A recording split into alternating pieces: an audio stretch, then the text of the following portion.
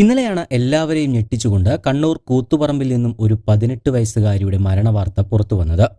Meruvambayi health സെന്ററിന് സമീപം കൈതേരി വീട്ടിൽ ശ്രീധരൻ ശ്രീജ ദമ്പതികളുടെ മകളായ ശ്രീനന്ദയാണ് മരണപ്പെട്ടത്. സമൂഹമാധ്യമത്തിലെ വീഡിയോകൾ അനുകരിച്ചതാണ് പെൺകുട്ടിയുടെ ജീവൻ നഷ്ടപ്പെടാൻ കാരണമായത് എന്നാണ് ഇപ്പോൾ പുറത്തുവരുന്ന വിവരം. പെൺകുട്ടിയുടെ ആമാശയവും അന്നനാളവും ചുരുങ്ങി അവശനിലയിൽ തലശ്ശേരി ആശുപത്രിയിൽ തീവ്രപരിചരണ വിഭാഗത്തിൽ ചികിത്സയിലായിരുന്നു.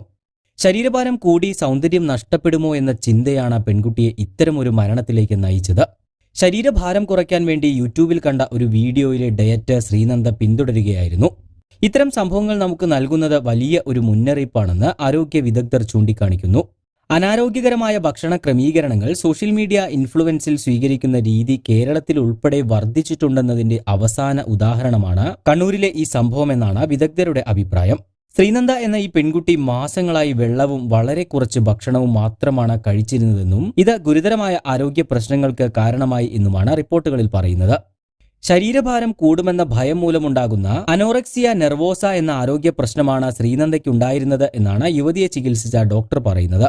6 മാസത്തോളമായി പെൺകുട്ടി സ്വയം പട്ടിണി കിടക്കുകയായിരുന്നു. വണ്ണം കൂടിയാൽ തന്റെ സൗന്ദര്യം നഷ്ടപ്പെടുമെന്ന് ശ്രീനന്ദ വിശ്വസിച്ചിരുന്നു. ഇതിനായി പ്രാതൽ പൂർണ്ണമായും ശ്രീനന്ദ ഒഴിവാക്കി.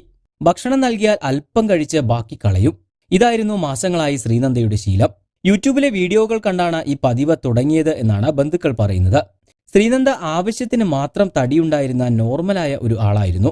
കുട്ടിയുടെ അശാസ്ത്രീയമായ ഡയറ്റിന്റെ പശ്ചാത്തലത്തിൽ നേരത്തെ കോഴിക്കോട് മെഡിക്കൽ കോളേജിലും ഇതേ രോഗത്തിന് ചികിത്സിച്ചിരുന്നുവെങ്കിലും ഭക്ഷണം കഴിക്കണമെന്ന ഡോക്ടറുടെ നിർദ്ദേശം ശ്രീനന്ദ അവഗണിക്കുകയായിരുന്നുവെന്നാണ് ബന്ധുക്കൾ പറയുന്നത്. കടുത്ത ക്ഷീണവും ഛർദിയും മൂലം ഒരാഴ്ച മുൻപാണ് തലശ്ശേരി സഹകരണ ആശുപത്രിയിൽ ശ്രീനന്ദയെ പ്രവേശിപ്പിക്കുന്നത്. അവിടെ വെന്റിലേറ്ററിൽ കഴിയവേ ശനിയാഴ്ച രാത്രിയായിരുന്നു മരണം സംഭവിച്ചത്. ഭക്ഷണശീലങ്ങൾ മാത്രമല്ല, വ്യക്തിയുടെ മാനസിക നിലയുമായും ബന്ധപ്പെട്ട ഒരു സങ്കീർണ അവസ്ഥയാണിത്.